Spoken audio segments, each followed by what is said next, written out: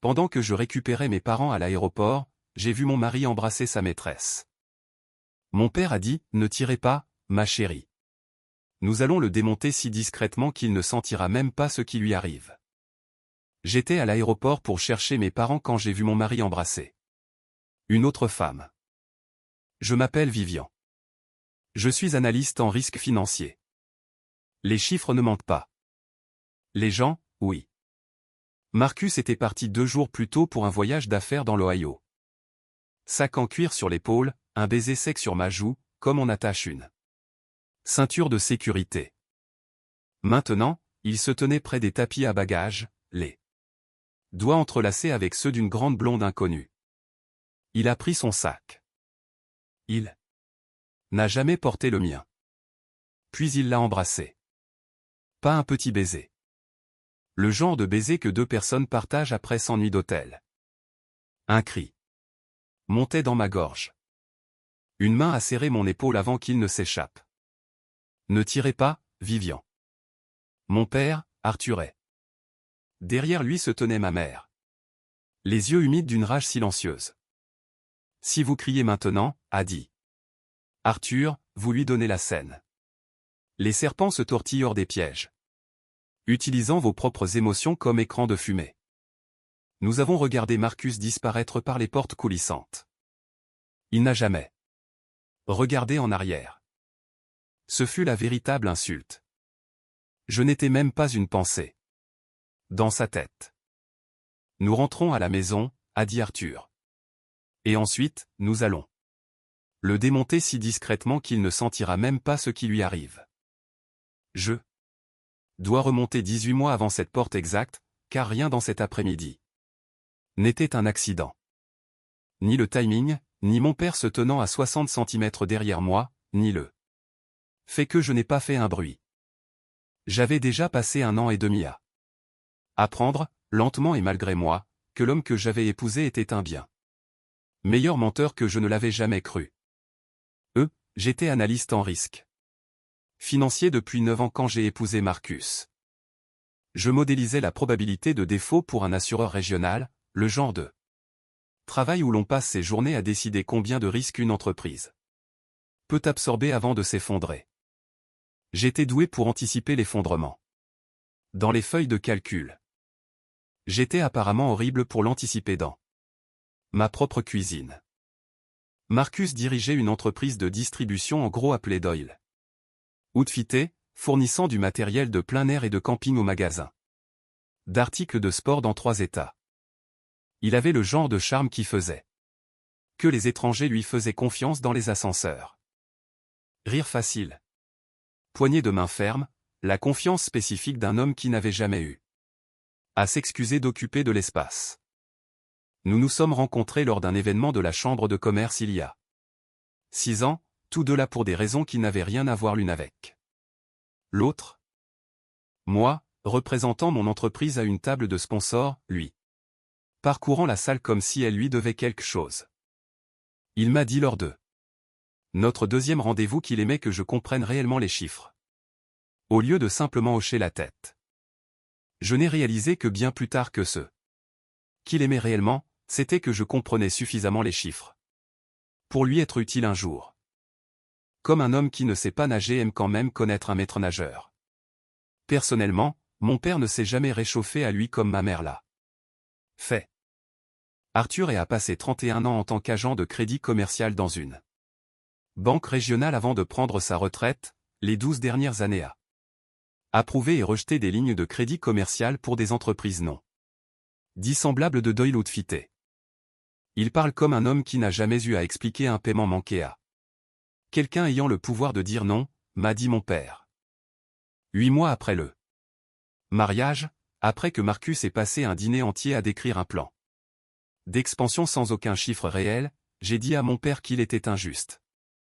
Je me suis dit la même chose pendant longtemps après cela. Le condo était à moi avant que tout cela ne commence. Acheté 4 ans plus tôt. Avec mes propres économies et un acompte provenant d'un petit héritage. Gardé. Uniquement à mon nom, sur l'insistance de mon père. À l'époque, je pensais que Cette insistance n'était qu'une prudence excessive et démodée. Garde toujours. Une chose qui n'appartient qu'à toi, avait-il dit. Le genre de conseil qui semble paranoïaque jusqu'au jour où il ne l'est plus. Je me souviens du dîner exact, 6 semaines avant notre mariage, quand mon père a dit la chose que j'ai passé des années à prétendre ne pas avoir clairement entendu. Marcus venait de présenter à mes beaux-parents une modeste expansion de Deuil-Loutfité, un deuxième entrepôt, une ligne de crédit qu'il décrivait avec des chiffres ronds et confiants qui ne spécifiaient jamais un taux d'intérêt réel ou un calendrier de remboursement. Mon père a acquiescé poliment tout au long du repas, comme on acquiesce à un client que l'on a déjà décidé de ne pas approuver. Dans la voiture, après, ma mère lui a demandé ce qu'il en pensait. Je pense que cet homme n'a jamais été dit non par personne d'important pour lui, a dit Arthur, les yeux sur la route. Et je pense que votre fille est sur le point de devenir la première personne dont le nom, il devra réellement vivre avec. J'en ai ri sur la banquette arrière. J'aurais aimé pouvoir vous dire que j'y avais entendu l'avertissement plutôt que la simple blague. La première boucle a commencé petit, comme ces choses le font toujours. Il y a environ 14 mois, j'ai remarqué que Marcus avait commencé à prendre des appels dans le garage au lieu de la cuisine. Porte fermée, voix basse, la posture spécifique d'un homme qui a décidé qu'une conversation n'était pas pour vous. Je passais avec un panier à linge et attrapais des fragments à travers la cloison sèche, des mots comme « extension » et « acheté vendredi » sur un ton qu'il n'utilisait jamais avec moi. Je me disais que ce n'était que du stress professionnel. Les marges de distribution se resserraient cette année-là dans l'industrie. J'avais vu les données commerciales moi-même, j'avais assisté à suffisamment d'appels de résultats au travail pour savoir que le commerce de gros était sous pression partout. Je n'ai pas pensé à demander pourquoi un appel sur la chaîne d'approvisionnement nécessitait une porte fermée et une voix basse, alors que rien concernant les tarifs de fret n'est réellement un secret. La deuxième boucle fut le relevé de carte de crédit. 6 semaines plus tard, un débit d'un hôtel à Dayton, Ohio. 612 $. Un mardi soir. Une semaine où il m'avait dit qu'il était à Columbus pour visiter un distributeur. Je l'ai interrogé à ce sujet au petit déjeuner. Casual. Comme on pose une question dont on espère une réponse ennuyeuse. Dayton? Columbus? C'est le même voyage, vive. J'ai traversé pour une réunion de fournisseurs. Il y avait 90 minutes de route entre les deux villes, et une chambre d'hôtel n'est généralement pas une étape en chemin. J'ai laissé tomber. Je me suis dit que j'étais le genre d'épouse qui compte les reçus par anxiété plutôt que par preuve, ce qui est exactement le piège dans lequel les gens comme moi sont entraînés à tomber. Nous dépensons tellement d'énergie à ne pas vouloir être paranoïaque, que nous manquons le moment où la paranoïa aurait été justifiée. J'ai classé le reçu dans un dossier sur mon bureau au travail, le même genre de dossier que je construirais pour un compte client pour lequel j'avais un mauvais pressentiment. Je n'ai pas cherché à savoir pourquoi j'avais commencé à en garder un. La troisième boucle fut un nom. 3 mois après la charge de l'hôtel, une collègue à moi, Renée, qui faisait du conseil en approvisionnement à côté, a mentionné en passant lors d'un déjeuner qu'une représentante de fournisseur d'emballage nommée Chloé Whitcomb avait été exceptionnellement généreuse avec les conditions de crédit.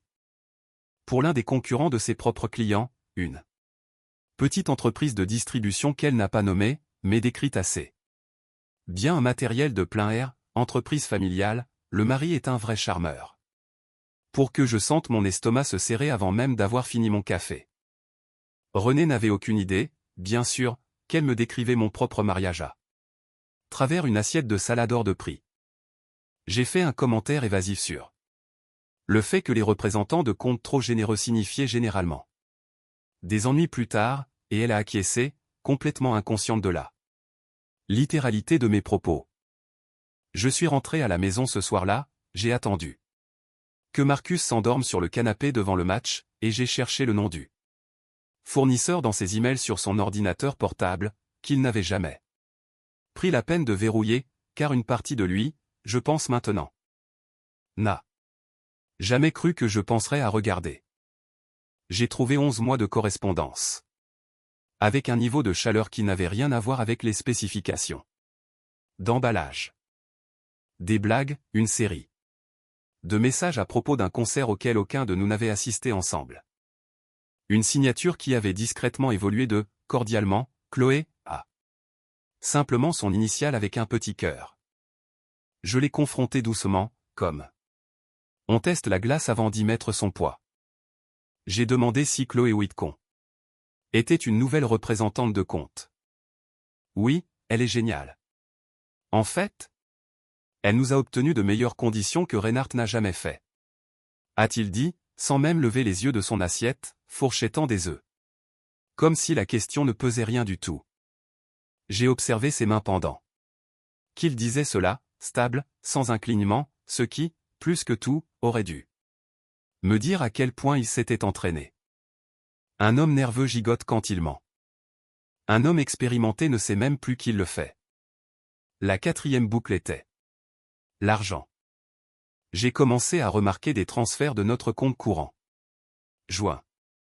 $200 ici, 2800 $ là. Libellé de mémo indiquant « dépôt fournisseur » ou rien. Du tout. J'ai extrait 3 mois de relevés comme je le ferais pour un dossier client au travail, je les ai étalés sur la table de la cuisine comme Victor étalerait plus tard des feuilles de calcul à cet endroit exact, et le schéma était indéniable pour quiconque était formé à en lire un. Les sorties de fonds s'accéléraient, les entrées du compte commercial ralentissaient, une entreprise saignant silencieusement tandis que l'homme qui la dirigeait continuait d'acheter des dîners qu'il me décrivait comme du renforcement des relations clients. Je lui ai demandé une fois si l'entreprise était en difficulté. Toutes les entreprises de distribution ont des problèmes de synchronisation des flux de trésorerie, vive. C'est saisonnier, a-t-il dit. Ce qui est vrai, comme la plupart des bons mensonges. Construit sur un fait réel. Et tiré au-delà de là où le fait se termine. Réellement. Je me souviens d'avoir médité sur cette phrase pendant des jours. Après. La tournant comme on tourne une pièce pour vérifier si elle est contrefaite, et décidant, contre chaque instinct que j'avais passé 9 ans à entraîner, de croire à la valeur nominale plutôt qu'au poids dans ma main. La 5e boucle fut le voyage lui-même, le voyage dans l'Ohio, celui qui se terminait au tapis à bagages avec mes propres parents derrière moi. Il était parti le jeudi matin avec le sac en cuir et le baiser sec, m'avait dit qu'il allait rencontrer 2 nouveaux distributeurs et qu'il n'aurait probablement pas beaucoup de signal. J'avais déjà, à ce moment-là, discrètement demandé à mes parents de venir nous rendre visite ce week-end-là. En partie parce qu'il me manquait et en partie, si je suis honnête avec la partie de moi que j'ignorais depuis plus d'1 an, parce qu'un instinct me disait que je ne voulais pas être seul à cette porte d'aéroport. Ma mère pensait que nous passions un week-end en famille normale. Mon père, j'ai réalisé bien plus tard, avait déjà commencé à poser ses propres questions discrètes. Cette nuit-là, après être rentré de l'aéroport, aucun de nous n'a dit grand-chose. Ma mère a fait du thé que personne n'a bu. Mon père était assis à ma table de cuisine, les mains jointes, comme il avait l'habitude de s'asseoir en face des demandeurs de prêts pendant 3 décennies, décidant en temps réel. Qui disait la vérité? Je vais appeler quelqu'un demain, a-t-il dit. Quelqu'un qui lit les entreprises comme vous lisez les modèles de risque. Vivian.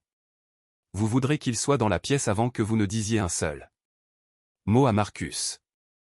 Cette nuit-là, Marcus a envoyé un SMS, je viens de finir un dîner brutal avec les partenaires de l'Ohio. Tu me manques. J'ai fixé le mensonge lumineux dans ma main et n'ai rien dit. Mon père a passé un coup de fil. Victor Sterling, un expert en fraude certifié avec 18 ans d'expérience en comptabilité forensique, était assis à ma table à manger l'après-midi suivant. Avec une pile de feuilles de calcul qu'il avait construite à partir de Documents publics. De rapports de crédit fournisseurs et de 3 ans de bilan. De Doyle outfité que mon père avait discrètement rassemblé grâce à d'anciens contacts bancaires qui lui devaient des faveurs. Victor avait la manière posée d'un homme qui avait déjà annoncé de mauvaises nouvelles à de nombreux conjoints et avait cessé d'y trouver satisfaction depuis des années, ce qui, d'une certaine manière, facilitait la tâche de s'asseoir là et de l'écouter. L'entreprise de votre mari est une pyramide de Ponzi de dettes, a dit Victor platement. Il est en défaut avec 2 distributeurs. Son bail d'entrepôt expire dans 60 jours. L'investisseur providentiel dont il se vante? Ils veulent d'abord un audit. Une fois qu'ils verront les livres, ils s'enfuiront. Il a dit que de l'argent arrivait, ai-je murmuré. Il le supplie, a dit Victor. Il n'a aucune réserve. Un créancier appelle le prêt, et tout s'effondre du jour au lendemain. Il a glissé une seule page sur la table, une projection de flux de trésorerie avec de l'encre rouge saignant à travers 3 mois consécutifs. Je veux que vous regardiez cette ligne spécifiquement, puisque c'est votre domaine. Le taux de rotation des créances a chuté de 40% en 5 mois. Ce n'est pas une baisse saisonnière. C'est une entreprise qui a déjà perdu la confiance des gens qui la fournissent. Que veut-il de moi? Les yeux d'Arthur étaient de granit. Vous. Votre condo. Votre salaire comme garantie. Il ne peut plus obtenir de vrais prêts. Vous êtes son dernier atout. J'ai senti le sol se dérober sous moi. Tous ces indices sur la consolidation des actifs, la conversation il y a 3 mois sur l'ajout de mon nom à la ligne 2.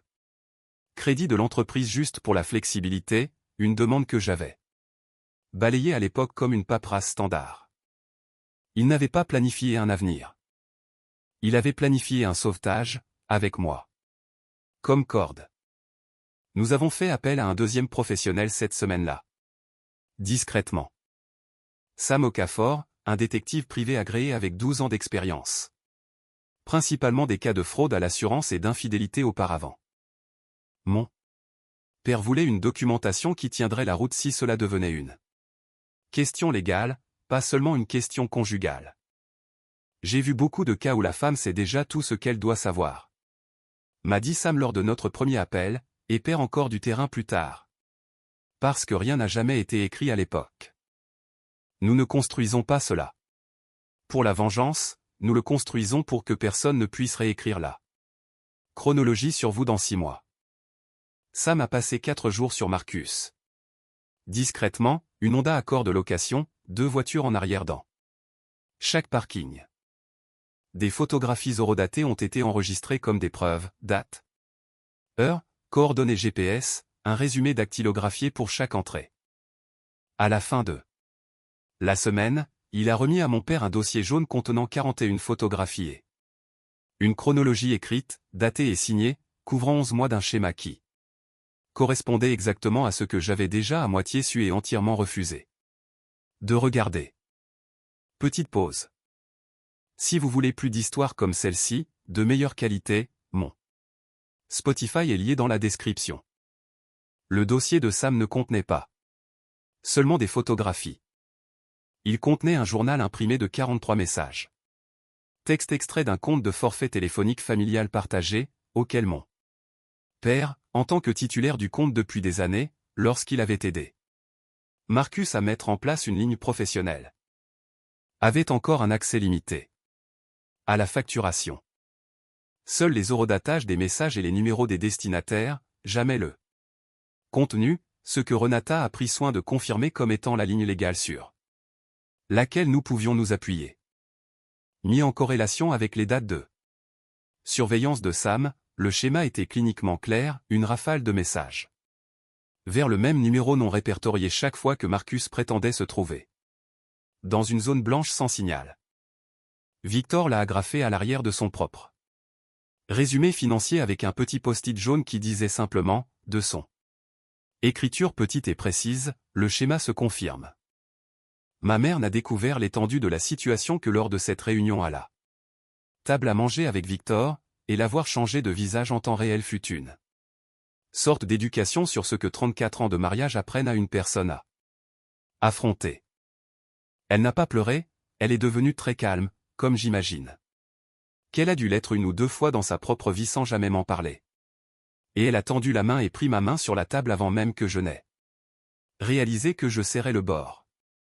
Vous n'êtes pas la première femme de cette famille à découvrir à ses dépens que la confiance et l'honnêteté sont deux choses complètement différentes.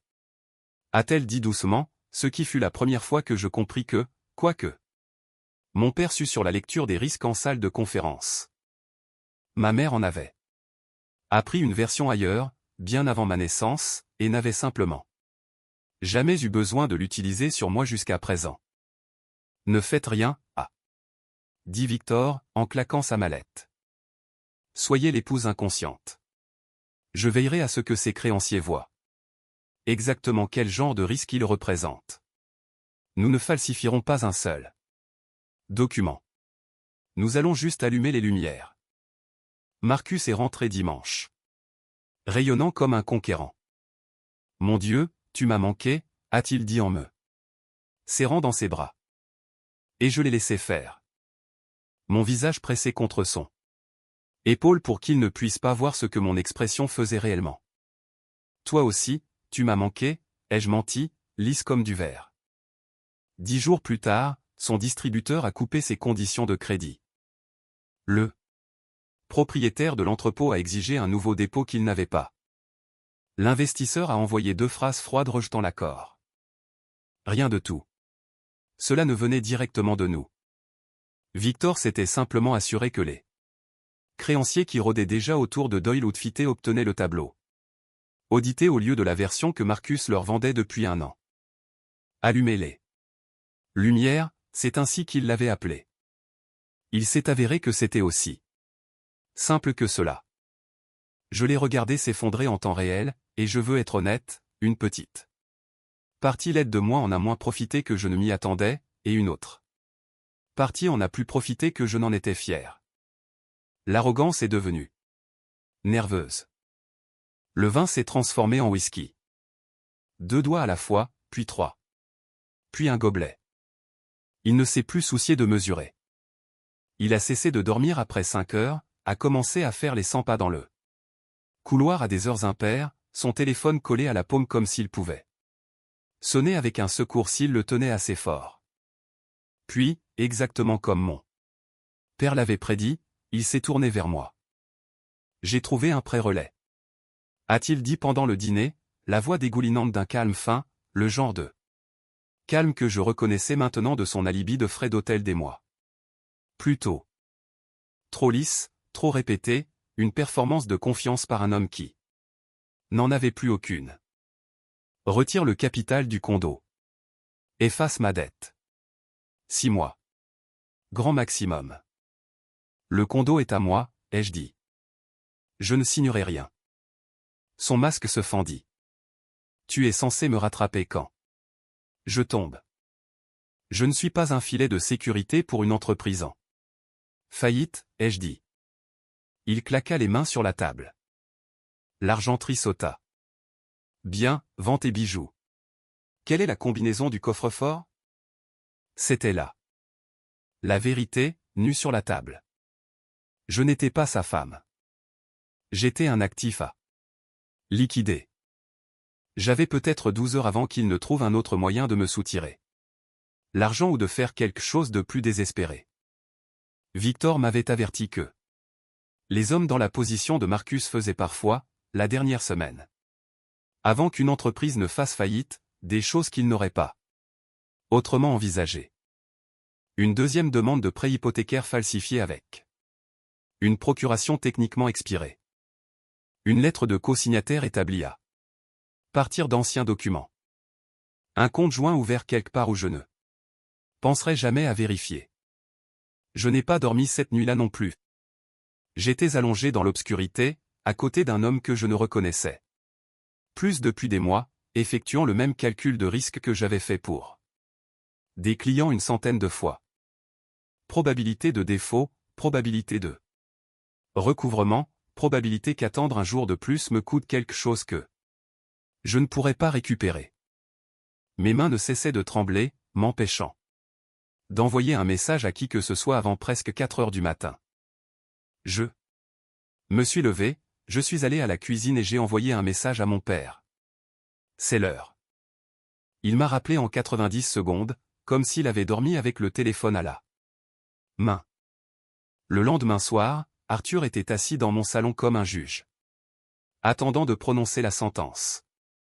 Renata Cole, une avocate spécialisée en droit de la famille avec 15 ans de pratique, avait passé les 24 heures précédentes à rédiger une demande entièrement basée sur des documents qui existaient déjà.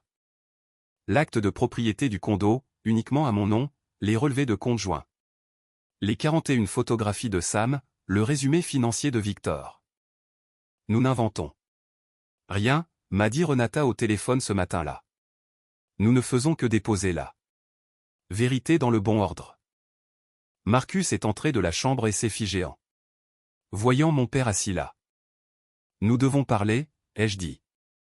Je sais pour l'aéroport, ai-je dit avant qu'il ne puisse parler. Je sais qu'elle s'appelle Chloé.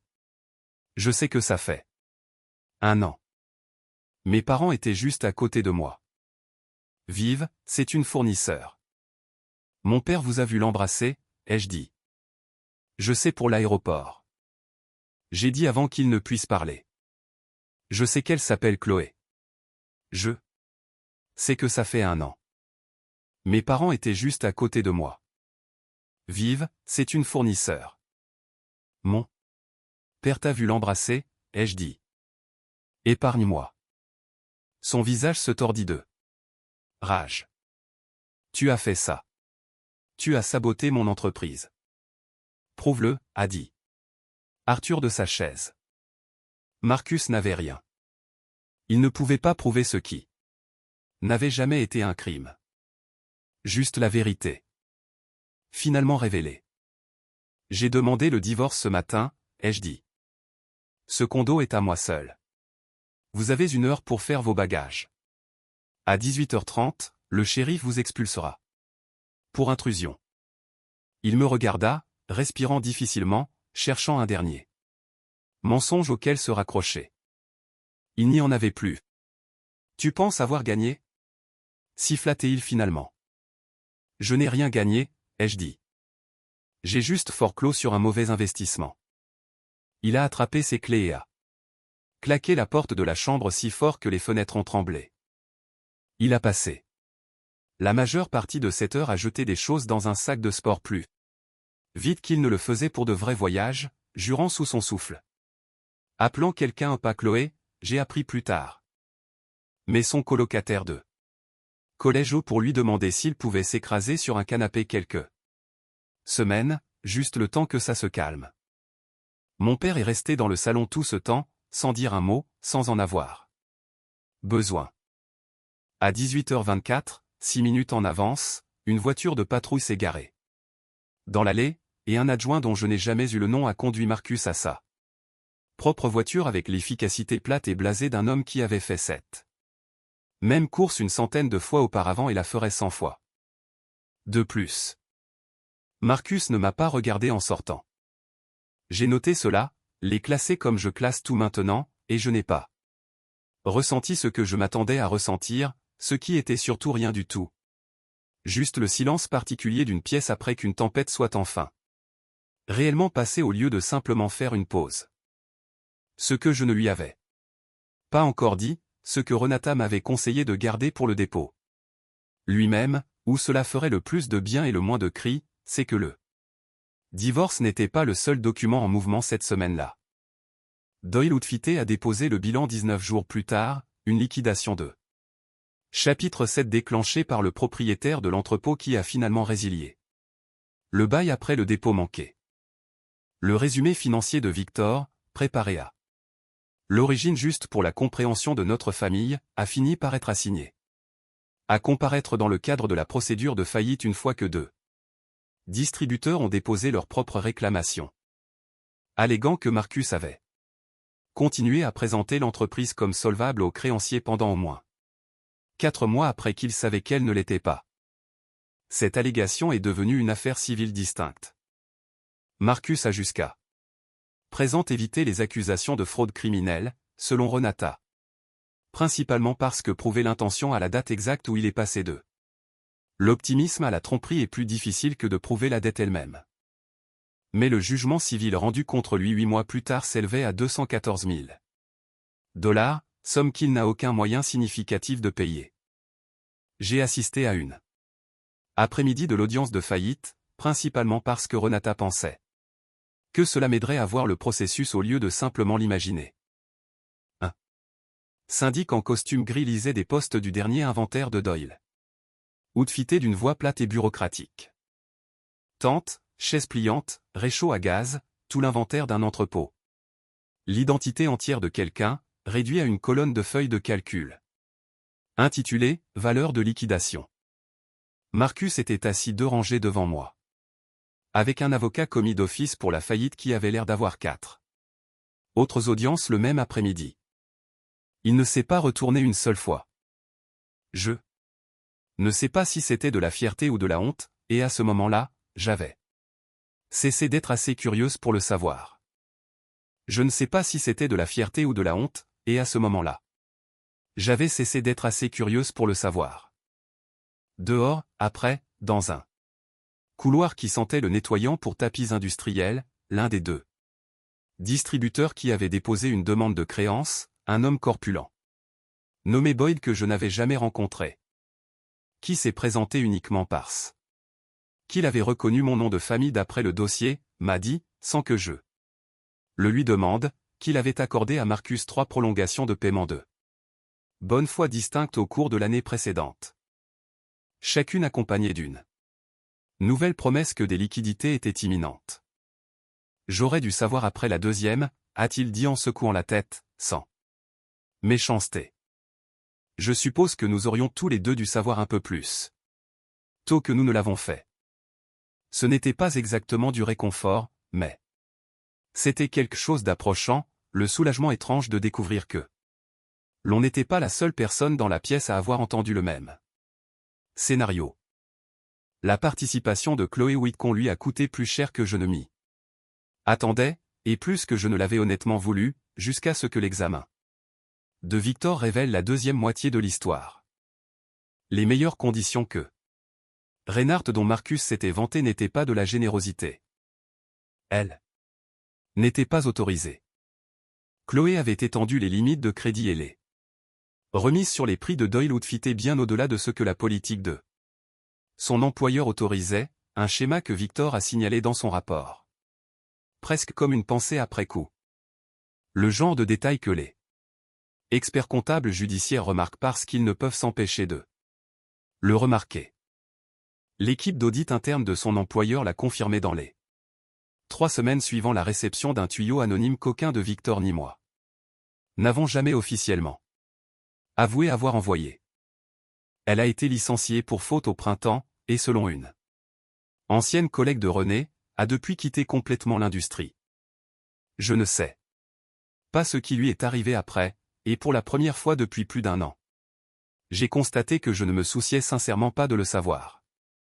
Le divorce a été prononcé 4 mois après cette nuit dans mon salon.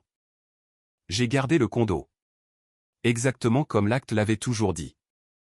Marcus a conservé la moitié du néant qui restait de Doyle outfité une fois que le syndic de liquidation a fini de vendre les stocks de l'entrepôt au prix de l'enchère, des chaises de camping pliantes et des tentes. Parti pour des centimes de dollars pour payer aux créanciers une fraction de ce qui leur était dû, une dernière indignité que Victor m'a décrite ensuite avec quelque chose d'approchant d'une satisfaction professionnelle. C'est ce qui arrive, a-t-il dit, quand on gère une entreprise comme certaines personnes gèrent un mariage. Finalement, quelqu'un demande à voir les livres. Cela fait 11 mois maintenant. Je travaille toujours dans l'analyse des risques, bien que j'ai commencé, presque sans le vouloir, à mieux l'appliquer à ma propre vie au lieu de simples feuilles de calcul, remarquant les portes closes, le schéma des cartes de crédit. La différence entre un homme stressé et un homme qui cache quelque chose, plus vite qu'avant. Mon père dit que ce n'est Pas de la paranoïa, il dit que c'est simplement faire enfin confiance au modèle. J'ai dîné avec mes parents la semaine dernière, nous trois. Pas de quatrième chaise dressée, pas d'habitude de demander au serveur un menu supplémentaire. Ma mère a abordé, doucement, la question de savoir si j'envisagerais de recommencer à sortir avec quelqu'un un jour. Je lui ai dit que je n'étais pas pressé. Elle n'a pas insisté, ce qui est en soi un progrès pour une femme qui avait l'habitude d'évoquer les petits-enfants avant même l'arrivée des amuse-gueules. Victor m'envoie toujours une carte de vœux chaque décembre, signée d'une personne qui lit des feuilles de calcul pour vivre à une autre. Le bureau de Renata a appelé en mars pour confirmer que les derniers documents du jugement avaient été traités, bien qu'elle ait pris soin de me rappeler qu'un jugement et un paiement réel sont deux documents très différents. Et que je ne devrais pas m'attendre à voir de l'argent réel de sitôt. Si jamais. Sam Okafor, lorsque je l'ai rencontré dans un café du centre-ville 6 mois après le divorce, m'a demandé comment j'allais avec le genre de préoccupation sincère et tranquille qui m'a fait réaliser à quel point cette question était devenue rare dans mon propre mariage bien avant que j'en ai la preuve. J'ai vendu le coffre-fort, pas les bijoux qu'il contenait, qui sont restés exactement à leur place, sur moi, dans un tiroir, ou que je décide, juste le coffre-fort lui-même, celui que Marcus m'avait demandé la combinaison ce soir-là. Au dîner. Je n'en avais plus besoin. Une fois qu'il n'y avait plus rien dans la maison, je n'ai plus ressenti le besoin d'y enfermer quoi que ce soit loin d'eux. Quiconque. Un serrurier l'a enlevé un mardi après-midi, et je suis resté dans le coin vide du placard après, me sentant plus légère que ce à quoi je m'attendais qu'un coin vide me fasse sentir. Je n'ai jamais crié à cet aéroport. Mon père avait raison. Je n'aurais pas dû, mais je pense parfois à ce cri, celui que j'ai ravalé à la récupération des bagages, et j'ai décidé qu'il n'avait pas disparu. Il est juste devenu patient. Il a attendu 18 mois, a appris à lire un bilan, et est entré dans mon propre salon avec une voix calme au lieu d'une voix forte. Et cette version a fait plus de dégâts en une soirée que le plus fort cri du monde n'aurait jamais pu en faire. Il pensait que j'étais la corde à laquelle il pouvait s'accrocher en tombant. J'étais l'audite qu'il n'a jamais vu venir.